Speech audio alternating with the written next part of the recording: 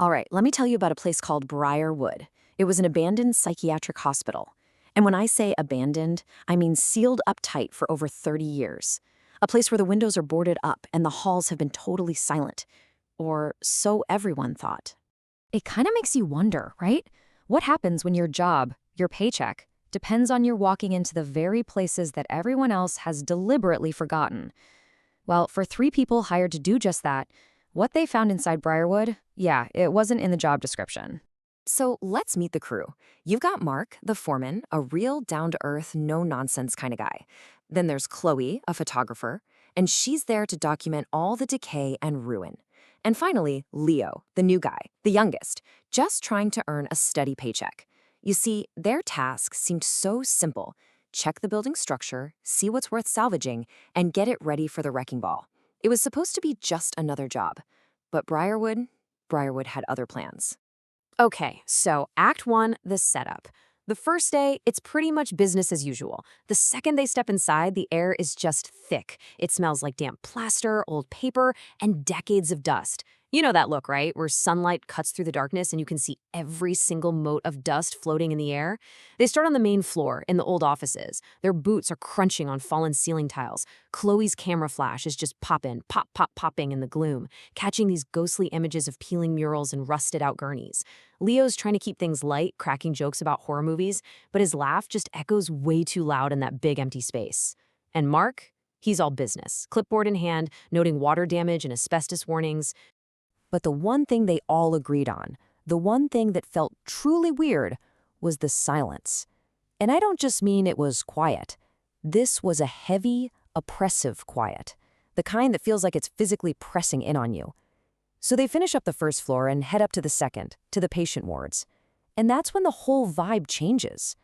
The walls up here are padded, or they were. Now it's just strips of torn vinyl hanging down. The whole hallway is just lined with these small, cell-like rooms. And it's in one of these rooms that they find it. Tucked under a busted bed frame, there's an old, standard-issue notebook. Its pages are brittle, yellowed with age. And Chloe, being the documentarian, is just drawn to it. She carefully opens it. Now here's the twist. The journal didn't belong to a patient, it belonged to an orderly. And the first few entries, totally normal, professional even, just notes on patient moods, medicine schedules. But as Chloe keeps turning the pages, the handwriting, it gets frantic. It starts to fall apart, becoming almost impossible to read. And the entries start talking about something called Project Aegis, about non-responsive subjects, and this one chilling phrase repeated over and over. The first line she manages to decipher sends this cold shock right through her. It says, "The treatment is not a treatment, it is a key." A key, the orderly wrote, that unlocks a door that should remain shut. And the very last entry, just scrawled across the page in a shaky hand, says, "They are not sleeping, they are listening, from the walls. I have sealed the records in the hydrotherapy room. God forgive us." Now, Leo just shrugs it off, probably just a stressed out worker. Mark, he's a little uneasy, but try not to show it. But Chloe can't get that phrase out of her head. They are listening from the walls. And just like that, their simple demolition prep job turned into something else entirely. They were digging into something very, very wrong. Which brings us to Act 2, the confrontation. Of course, they have to find that hydrotherapy room now, right? This morbid curiosity has taken over. And where is it? You guessed it, the basement. The staircase leading down is like this dark throat, and the air gets colder and colder with every single step. They find the suite, a big, tiled room full of rusted pipes, and right in the center, this huge coffin-shaped tub. Creepy. Mark is checking the walls when he notices a tile that's a little loose. He pries it open, and sure enough, tucked inside a cavity in the wall, there's a metal lockbox. But when they get it open, it's not full of old patient records. No, it's a stack of official-looking files and research logs, all stamped with this corporate logo they've never seen before, Project Aegis. Okay, so these logs, they detail a series of, experimental therapies from the late 80s, right before Briarwood was suddenly shut down. The objective, according to these papers, was to suppress psychic hypersensitivity. The method? A lovely combination of total sensory deprivation and drug cocktails. But the results column is what's truly terrifying. For almost every patient, it just says, subject withdrawn, observation ongoing. Withdrawn. And the very last entry? It's a termination order for the whole project. And the reason? Get this. Irreversible environmental contamination. And the moment they read that last line, that's when the sounds started. I'm not talking about the normal groans of an old building. These were different, purposeful. A dragging sound from the floor right above them. A soft, wet tapping coming from inside the pipes. And whispers? Whispers that were just on the edge of hearing, like they were coming from the corners of the room itself. Leo, totally freaked out but trying to act tough, does the one thing you should never, ever do. He yells out into the darkness, "Is anyone there?" Oh, the response was immediate, all right? And it was violent. Every single door in that long basement hallway, bam, bam, bam, one after the other, they all slam shut. The sound is deafening, final. They're trapped. Panic just explodes. Mark is throwing his shoulder against the door, but it won't budge. It's like it's made of solid steel. Meanwhile, Chloe's camera, which is still recording video, starts picking up audio that their ears can't hear. A low, rhythmic humming. And under that, a chorus of faint, overlapping voices. The temperature just plummets. They can see their own breath fogging in their flashlight beams. And then, the walls. The old padded vinyl on one of the walls starts to bulge inward, like something huge is pressing against it from the other side.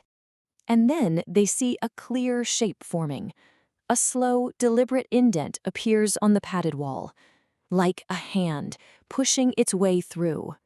And then, a face.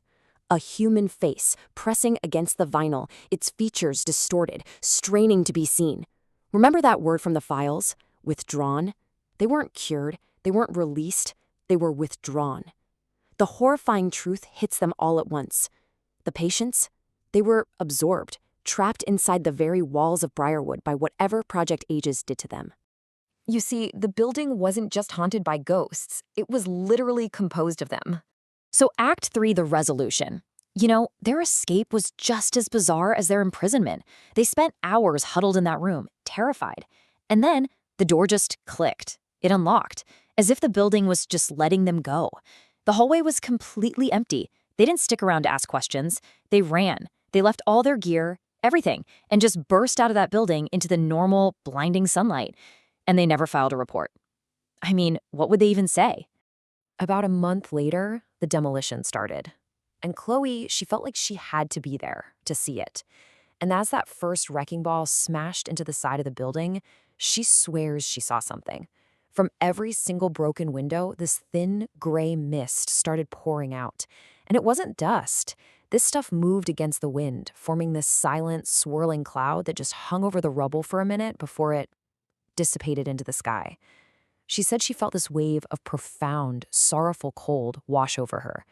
And then, release. So what happened to the crew? Well, Mark quit, changed his entire profession.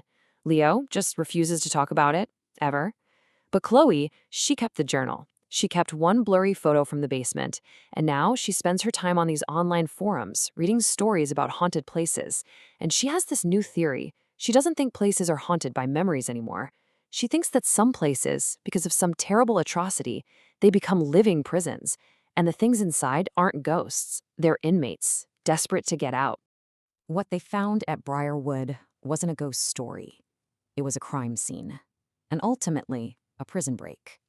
That line from the orderly's journal, "The treatment is a key," it haunts her, because now she finally understands what it meant. That treatment was a key, all right. It unlocked those poor souls from their bodies, only to seal them into the walls. So the demolition, it didn't just destroy a building, it shattered the bars of a cell. And now that whole site is just a vacant lot where new houses are being built. And it makes you wonder, as new families start moving in, what exactly was released into the world that day? Because sometimes the most terrifying thing isn't what's left behind, it's what's finally been set free.